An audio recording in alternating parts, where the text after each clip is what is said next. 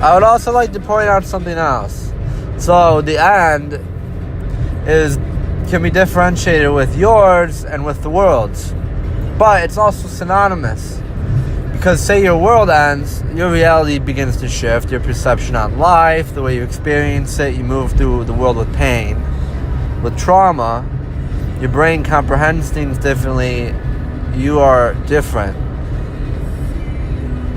If that's en masse, then the world is ending. The world as we know it is ending. And it does. As change occurs, the world ends. Just as people die, just as death is inevitable, so is change, because deterioration happens over time. Entropy. And so as things deteriorate, you kind of have to work to upkeep them to maintain the desired outcome. And so as we move forward, the world will end, but new things will arise. And if all is going as planned, or not necessarily as planned, but if all is going well, if we are working, if we are playing our part, then what arises from the rubble is going to be better than what has come before.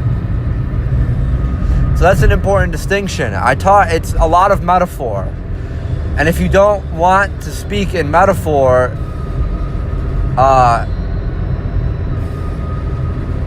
that's hard, because I think the body kind of speaks in metaphor. I think you're able to tell when things are good or when things are bad. Dreams, perhaps. Dreams kind of share, it's stories. The Bible does this. And if you read the Bible, and maybe if you live in that world, the way the world is generated, it kind of creates a picture that, I don't know, is touching, is inspiring. And what does that mean? Well, if I say to you that I love my wife and I love my children and I want what's best for them, and I will supply that for them, and I want them to have friends, and I want them to have relationships, and I want them to grow and to learn and to express themselves and to be who they are. Well, that's beautiful. And you can debate me on that if you'd like, because you can. You can kind of twist yourself in a bunch of ways to where you could rationalize that as ugly.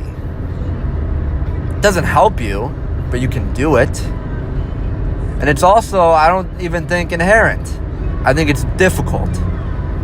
Because we're very much tied to aesthetics. If you look at churches and what they try to accomplish, it's building a dream.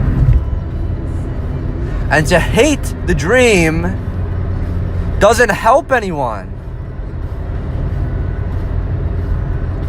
To encourage the dream, to help, helps. We build the dream every day. You wake up and you eat because you say, I'm going to eat this today. You're going to. How does that happen? You decide, you choose, you imagine yourself eating bread, and you say, oh man, this bread, that bread's going to taste good, so that's what I'll eat today. Well, we tie to the dream together, and the dream is inescapable, and the dream isn't so different from reality. Dreams feel real, don't they, when you're in them? So why don't we start having good dreams? Why don't we make a conscious effort to start having good dreams? You can still be a fucking scientist and have good dreams.